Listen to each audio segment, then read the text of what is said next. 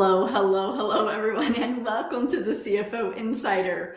My name is Amy Brownell, and I go live here on YouTube and on Facebook every single Tuesday at 1 p.m. Eastern, 10 a.m. Pacific to talk about all things CFO and advisory related. So here we are today on this beautiful Tuesday. And what I want to talk about today is the consultation call and how that should go and how specifically it should go if you want to land high-ticket CFO clients. But before we get into it, I would love it if you would go ahead and hit that subscribe button so you are made aware every time we drop new content, every time I go live. And if you have any questions during today's session, or if you noodle on something later, if you're watching the replay, drop them into the comments and I will get back to you with an answer. Love hearing from you. So, all right, the consultation call. So one of the first things that I want to point out is that a consultation call should not be confused with a sales call. A sales call is very high pressure. It is like you get off of it and you feel a little slimy and salesy. You know how it is. A consultation call is not that. I like to refer to consultation calls as a conversation. It is just a conversation where two people, you and the potential client, are evaluating each other, determining, okay, from your standpoint, is this someone I can help? Is this someone who is going to be a good person to work with? Is this someone who can afford to pay me? And from the prospective client's point of view, it is looking at that and saying, okay, is this someone I want to work with? Can this person help me achieve my goals or solve my problems? It is merely a two-way conversation. No sales involved at all. So I'm going to share with you the framework that I use that really helps clients close themselves during that consultation call. We're going to walk through each step of the call and the questions that actually uncover what the problem is, what the goal is, and what the next step is without being high pressure, without being salesy. So if you hate the idea of selling, which I know a lot of finance people do, I certainly do, this is for you. So, okay.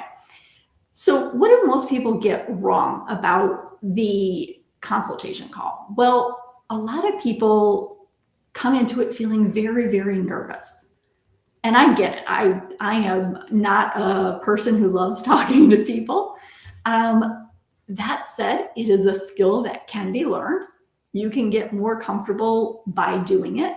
It's actually part of the reason that I go live every single Tuesday, because I want to get more comfortable being on camera and talking to people and getting my point across in a way that is meaningful and makes sense and is clear and concise.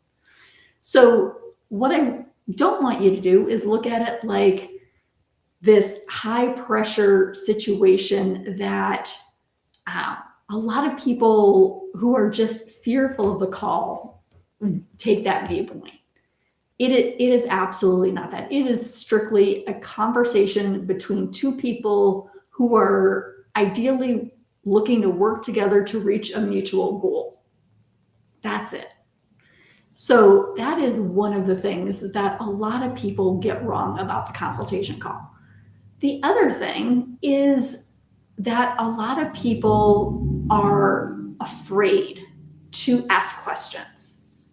And I'm here to tell you, people love talking about themselves. People love talking about themselves.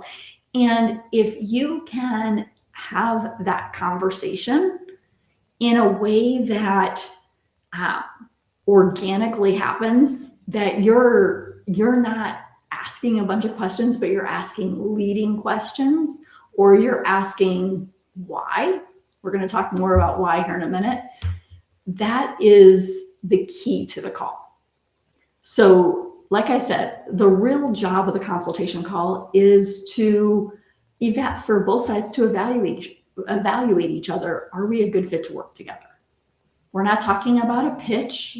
We're talking about, are we a good fit to work together? So what are the steps of the consultation call? Well, there are 5 easy steps. The first one is building rapport. And I got to tell you, building rapport is something that I can't stress how important it is. I've landed jobs, W-2 jobs, because I built rapport, finding a common ground, asking questions about the person, really digging in and showing that you care. Not acting like you care, but actually caring. That is important. So building rapport, and by rapport, I mean, do you guys have similar interests? Do you come from the same place? Do you like the same team? Do you like the same kind of music? What did you have for dinner last night? Whatever that looks like. So I think building rapport is probably the most underused tool in our toolkit when talking about the consultation call. It is so important to build rapport. That is where that trust is established. That is where the other side gets the idea of, okay, this is a real person. This is somebody who cares about me and what I'm feeling and what I'm doing and what I'm looking to achieve. That is so powerful. It's so powerful as you're doing it. And then later on in the call, when we're ultimately get to the point of we're talking about price. So building rapport, step 1, very important. Step 2, asking questions to discover the real pain, the actual thing that is holding people back from taking that next step or going to the next level. So what do I mean by that? Well, honestly, this is where the question why comes in. During a consultation call, you should absolutely be leading the call, but they should be the one talking.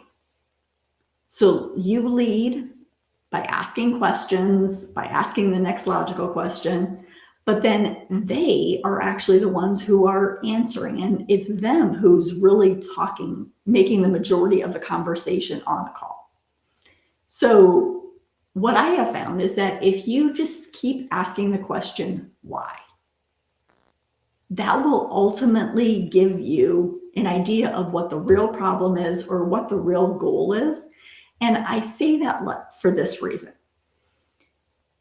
In order for you to determine what your fee is, you need to understand what is the problem, what is the goal, learn everything that there is to know about it, so you can then size it and develop your fee. So it is critical to not let up on those questions about what the problem is, what the goal is, until you understand everything there is to know about it.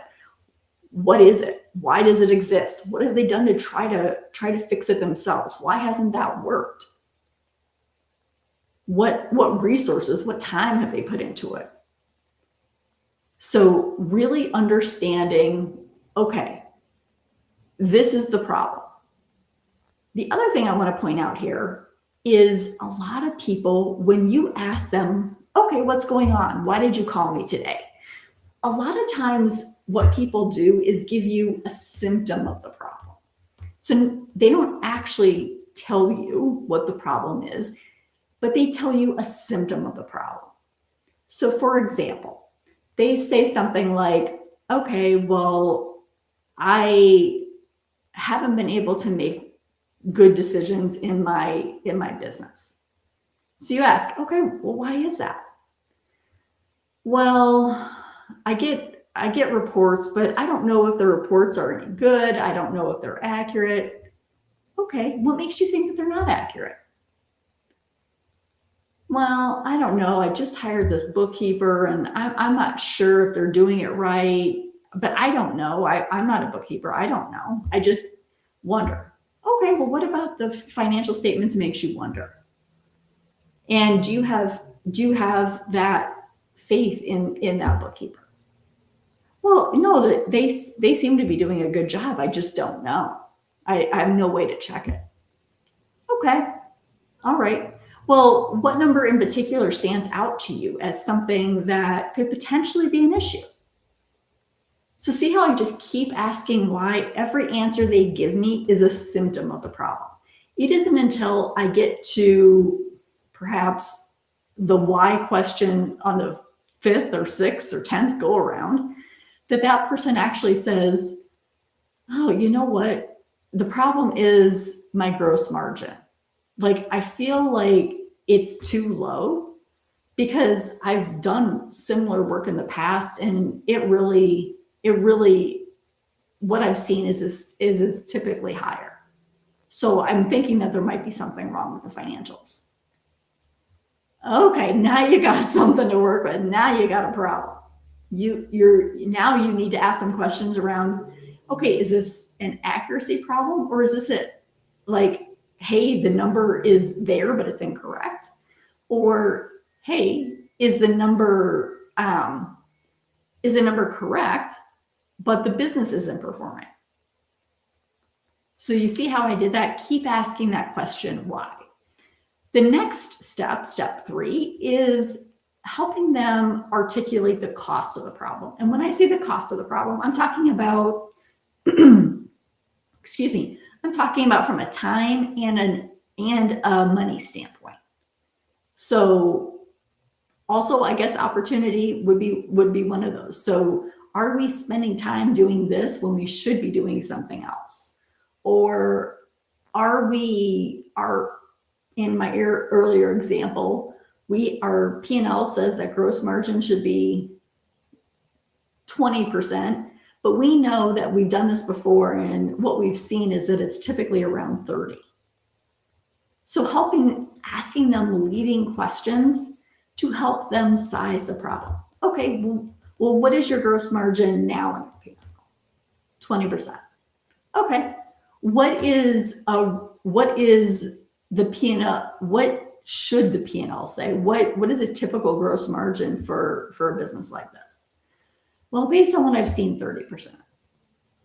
Okay, all right. Well, what is your annual revenue? And they say, let's call it $2 million. So then for you, it's really easy to do the math. You do the difference between that 30% and the 20%, and then you multiply that by the revenue, and that's the size of your problem. They're not going to be able to easily tell you that information, though. They don't know what information they need to figure out how big that problem is. So it's up to us as CFOs to ask those leading questions so we can correctly size the problem. So the next step, step 4, is to present our solution, our work as a CFO, as the natural next step. So what do I mean by that? I am talking about aligning.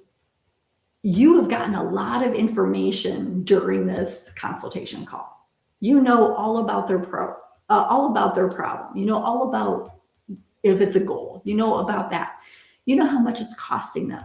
You've learned a lot about their business during this call. And this is where it all comes back, where you were able to present your solution, your work as a fractional CFO, against their problem and what you can do to fix it.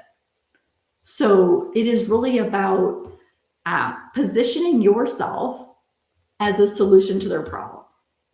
So just a quick example. Let's say you have invented something that stops babies from crying. Doesn't hurt them in any way, just stops them from crying.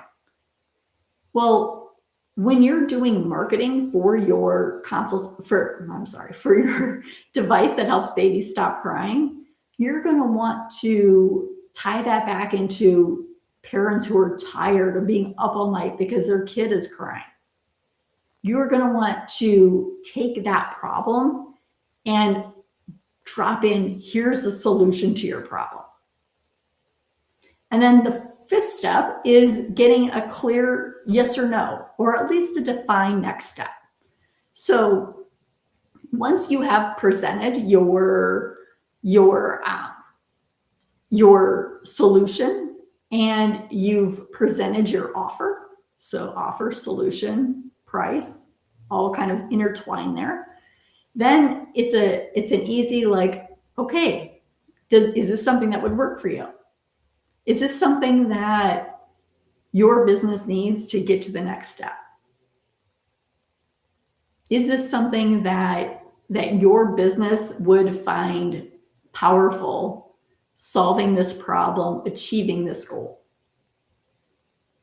And get that yes or no on the call. Hopefully it's a yes.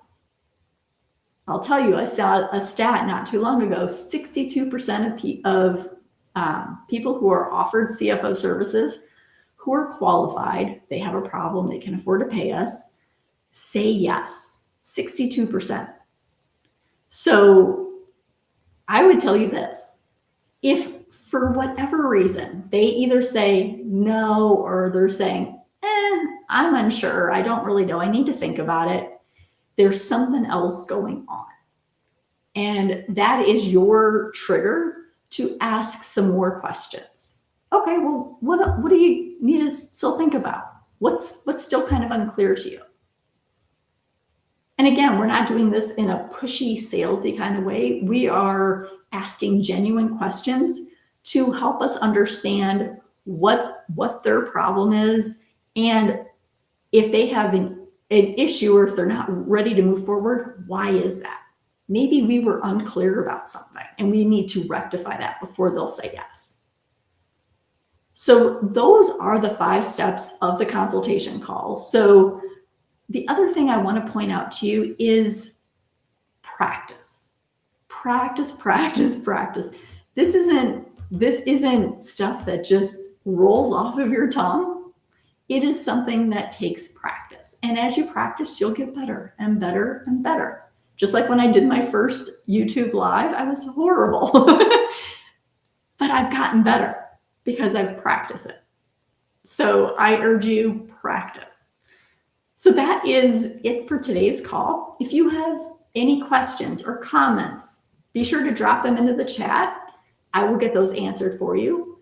In the meantime, if you want to learn more about CFO services, what they are, what CFOs actually do, if you want to learn things like, okay, how do you price? What am I trying to say here?